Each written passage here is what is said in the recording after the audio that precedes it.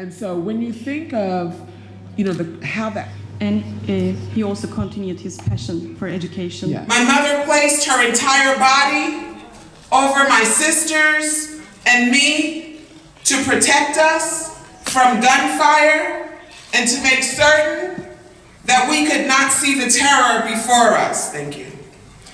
Growing up, my mother made certain she kept our father's essence, his love, values, humanity, and morale very integral in our household. She wanted to make sure that we did not suffer. My mother made certain that her husband remained a part of our household's conversations for as long as I can remember. I knew my father loved me, that he had impeccable integrity and a great sense of humor. I knew that he loved music, poetry, history, and the arts, that he was brilliant, compassionate, loving, and that overall he was led by his service to Allah. In college, I began to learn about the inaccurate portrayals of his character and his life's work. I began to understand that my mother safeguarded the legacy of her husband, not so that he could shine, but so that his legacy and work could be accurately realized for the benefit of future generations. Today, I am here to share with you a bit of what my mother imparted onto me, my father's true story, his impact on America and the world as a whole. My father, Malik Shahbaz, popularly known as Malcolm X, came onto the scene of the civil rights movement as a young man, just in his 20s. The climate in America was antithetical to the humanity of African Americans. Jim Crowism and separate but unequal was the law of the land. The rights of African Americans were vanquished under color of law. Individuals and organizations terrorized Black people without fear of repercussion or consequence. America's Black population was essentially without protection and without hope for a just America. In humble submission to God, Malcolm X stood up and stepped forward for all of us. Malcolm jolted the conscience of an America that lacked a moral compass. He quickened our spirits with his urgent demands for equal justice. We came alive with his insistence that America live up to her promise of liberty and justice for all. Malcolm devised a plan of action that would empower all Americans to live up to our greatest potential. In the 12 short years immediately preceding his martyrdom, a young, courageous, and committed Malcolm rose to the defense of African Americans victimized by race discrimination. He challenged notions of supremacy and entitlement. He redefined the American civil rights movement for the first time to include a human rights agenda, and he worked tirelessly to unite the diaspora towards a singular international struggle for freedom and independence. The enormity of his personal sacrifice is not only appreciated by Americans, it is equally appreciated by the global community. The magnitude of his contribution to world history must not be ignored. I think it is fitting that Malcolm X is regarded globally as a brilliant human rights strategist ahead of his time. It is equally fitting that we must catch up. Many of his predictions have come to fruition, and failure to adopt his strategies has increased the economic, political, and social divides. Malcolm X also retains his place in history as the most celebrated American Muslim responsible for the exponential growth of Islam in the United States. The autobiography of Malcolm X has rightly been hailed as one of the most important nonfiction works of the 20th century, and it remains on the New York Times bestseller list and is required reading in academic institutions throughout the world. A few years ago, I was blessed to read one of my father's diaries. It was a treasure trove of timeless insights and perceptions that revealed the essence of this remarkable young man. He was only in his 20s when the world learned of him, and he was 39 when he was gunned down. And that is a very young man to have made such an enormous impact during the history of our times. In the pages, Malcolm spoke quietly and earnestly during the most critical time of his life. I could experience Malcolm with the cluttering effect of rhetoric and analysis by historians, scholars, or casual observers. He was removed from the discord and pandemonium of systemic racism and its effects, his thoughts, without outside interference, manipulation, or intent to assess the magnitude of this American Muslim icon, Malcolm X. His diary permitted me to travel with him during his Hajj and his subsequent journeys throughout Africa and the Middle East, and to observe his commitment to establishing a blueprint for peace and freedom. Reading the pages, one can better understand that Malcolm battled for all of us until the very end of his life. As I read my father's diary, I could not help but reflect on my own Hajj. When I journeyed to Mecca, I was honored by the sacred invitation to make the religious pilgrimage. I would follow in my father's footsteps to the ancient lands of the Torah, the Bible, and the Quran. My father has always been my greatest source of inspiration. To embark on his journey would prove sacred beyond measure. While in flight, I felt spiritually connected to him.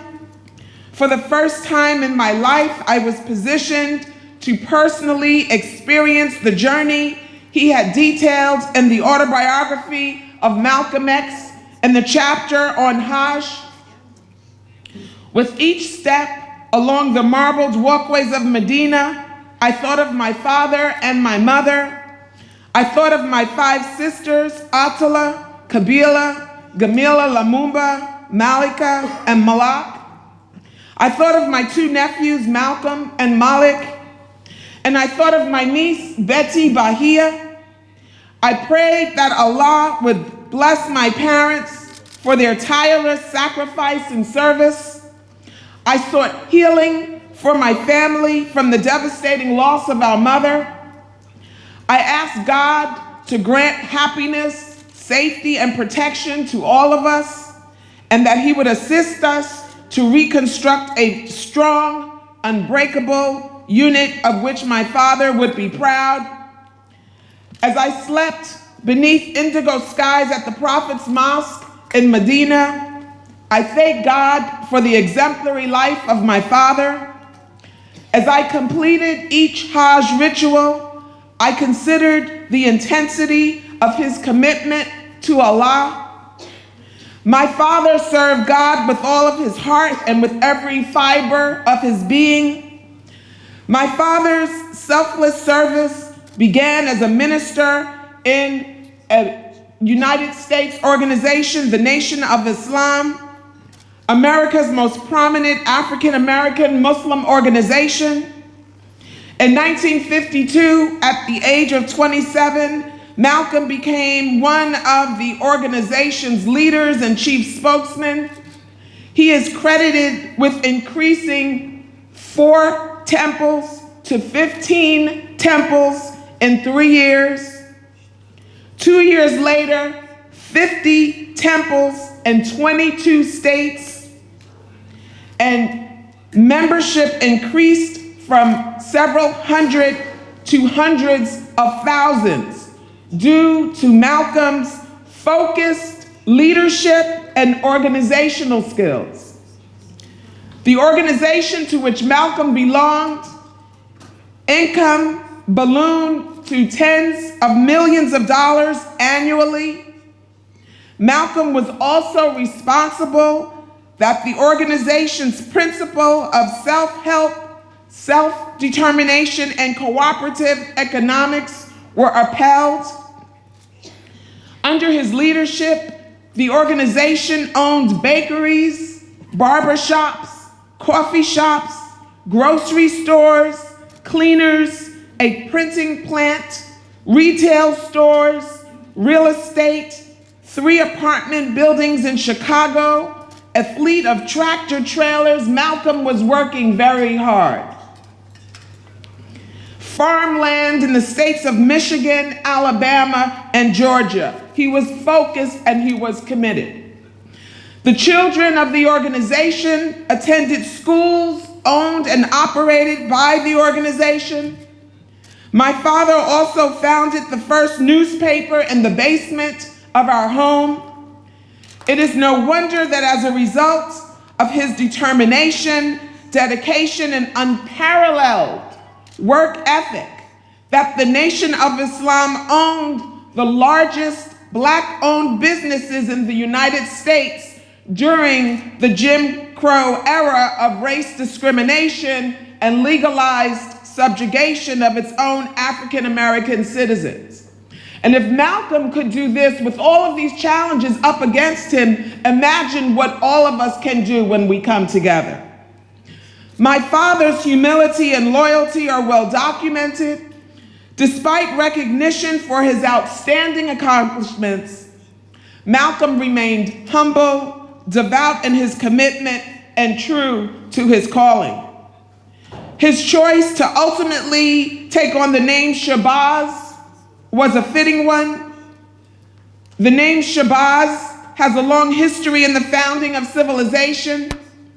The name has various meanings: eagle, falcon, royalty. But one of its most popular meanings is mighty. For some of us, the word mighty evokes ideas of grandeur, dominance, or splendor. But my father was mighty in a different kind of way. Yes, he was strong, but he was also compassionate. Yes, he was vibrant, and some would even say fiery, but he was also sincere. And yes, he was an icon, but he was also a fellow human being. My father was a humanist, a man devoted to the welfare of human beings. He champions human rights for everyone. Over all else, he believed in human beings and that all human beings should be respected as such. His desire was only to serve others and to ensure that the organization's mission would be fulfilled, to genuinely empower his people. I cannot fathom the decision to eject him from the organization or the pain he must have felt as his fellow members sought to betray him. Despite years of faithful service, building the nation from the bottom up, and training his would-be successors, despite the enormous progress of completing every goal, every task, the nation would cast Malcolm from its midst. Being expelled from the community that had been home to Malcolm for so many years was devastating beyond comprehension. To this day, I could not fathom that despite all of his life's work on behalf of millions of others, that he would have been abandoned to feel alone, dejected, and unprotected when he was the most vulnerable. I remain grateful for him, so very proud of his resolve and awe-stricken by the inner strength he was able to summon. He maintained a brave face for the world, provided comfort to his pregnant wife and family, and continued his efforts in the cause of freedom for all. And meanwhile, leaders in the nation and directors within agencies of the United States government signaled to their rank and file that he should be destroyed. Exactly 1 week before his assassination, a firebomb was thrown into the bedroom where his 4 babies slept. As I circled the Kaaba, drank from the Zamzam, and walked between the hills of Safa and Marwa, I felt extremely grateful that my father was blessed with a brief respite from the venomous and vindictive rancor associated with his break from the Nation of Islam and the constant danger created by powerful forces within his government having declared him an enemy of the state. I prayed at the Prophet's mosque, subhanAllah, with gratitude that my father was treated with honor and distinction in the first world land of kings, priests, scholars of historical antiquity. During my Hajj, I was blessed to view the Holy Kingdom through my father's eyes, the eyes of a man who had seen the senseless brutality of racism. In his childhood, he had witnessed his family threatened, harassed, and chased by those who believed the untruths of racist propaganda. As a 5-year-old, he had watched his family home burned to the ground by ruthless members of the Ku Klux Klan, a racist, white supremacist terrorist organization. Young Malcolm and his siblings gathered around their mother when she was told that her husband had been assassinated by local Klansmen.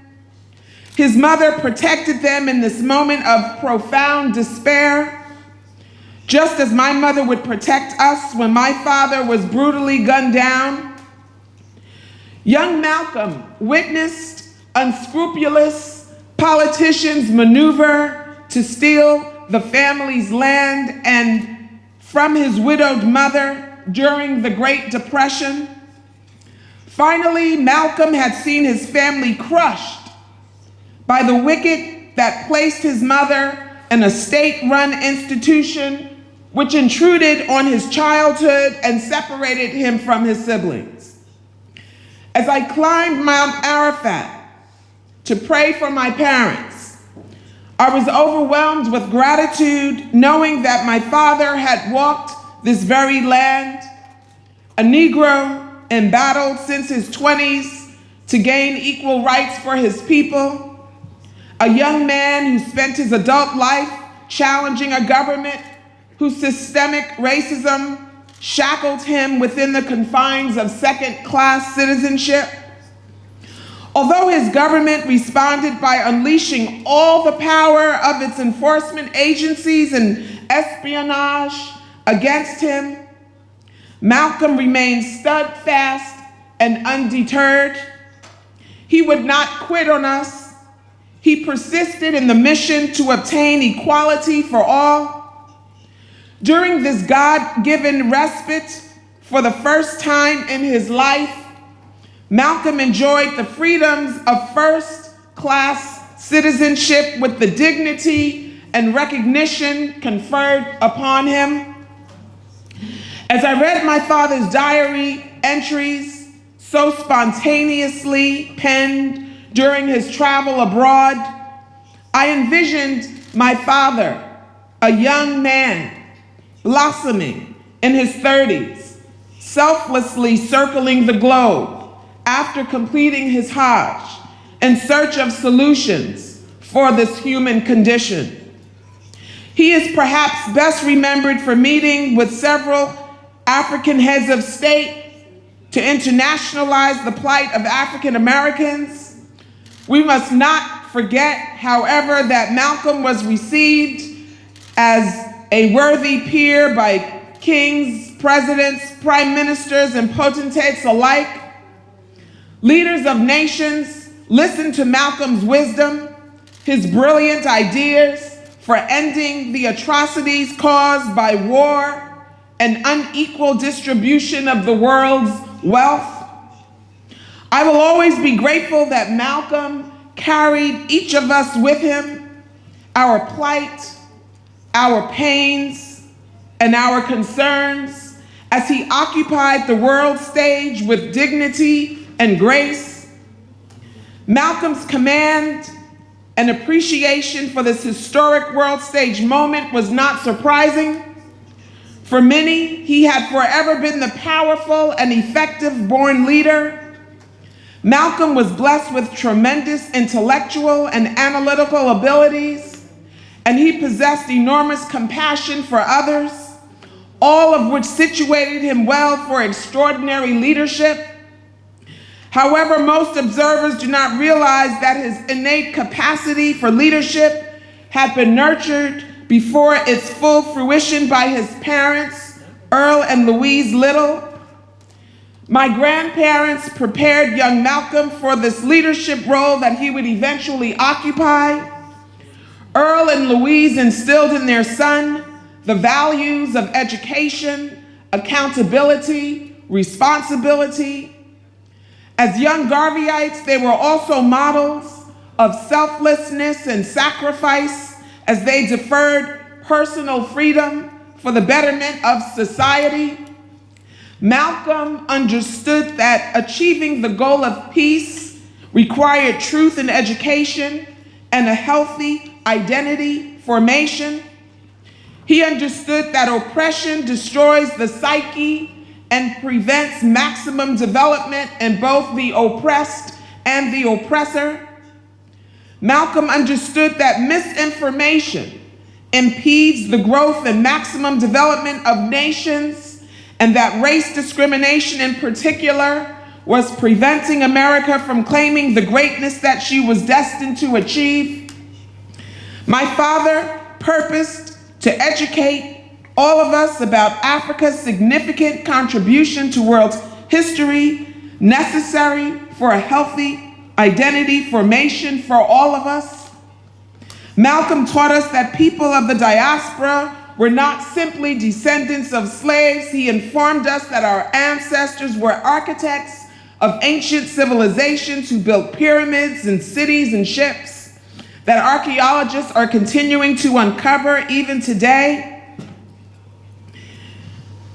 Malcolm assessed the transformational power within himself to become an internationally renowned human rights strategist. He remained devoted to the cause of equality and freedom for all. He accepted the mantle of leadership in the human rights struggle because he understood that we are all brothers and sisters under the oneness of God.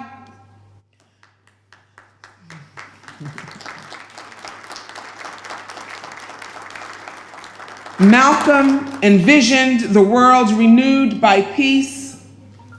He denounced war and injustice as indefensible devastations of human and environmental resources. My father worked diligently to expose many of the shortcomings in our human nature, including a planned petition before the United Nations that would call into question the superpowers of the world for denying individual basic human rights, a resolution supported by many of the Muslim countries of the world. His vision for a more egalitarian world rooted in universal human rights resonates to this day. My father remains a source of global inspiration. Even President Barack Obama wrote, as he searched for his own identity, Malcolm's words appealed to him. He said that Malcolm's repeated acts of self-creation spoke to me. The blunt poetry of his words, his unadorned insistence on respect, promised a new and uncompromising order, martial in its discipline, forged through sheer force of will. As I read my father's diary entries, I gained greater understanding of Malcolm, the man. I acquired newfound appreciation for the courage and commitment required to leave the holy land of great martyrs and principled believers. El-Hajj Malik El-Shahbaz Malcolm X, the man who would rise to iconic stature, would refuse refuge for himself and his family and choose instead to stand for all of us. He would complete his historic journey and return to the United States, knowing full well that enemies committed to his destruction lie in his wake. The invaluable gift of my father and his life is the wonderful lesson of faith. My father trusted our Lord with his life and with the well-being of his family. He served Allah unconditionally. He remained faithful to the very end. When that fateful day of his martyrdom arrived, we were there with him. My mother, my sisters, and I sat up front, stage right, at the Audubon Ballroom in New York City, which is now called the Malcolm X and Dr. Betty Shabazz Memorial and Education Center. We were present for his address regarding his new federation when the gunshots rang out and he fell forever from our embrace into the arms of his creator. His work and commitment assure me of his eternal peace. He would be proud of all of us who continue to live with his legacy in our hearts and in our minds. He would be proud his words and actions live on through me and through you. And although he would be upset not knowing that we have not yet fully achieved his vision of global human rights, he would be proud to know there are many among us who continue this fight. We must. I thank you for embracing my father as he embraced all of us as human beings in a shared struggle for a better, more just world. His work and commitment assure me of his eternal peace, and inshallah, may we meet him in Firdaus, the highest location in paradise. Thank you very much.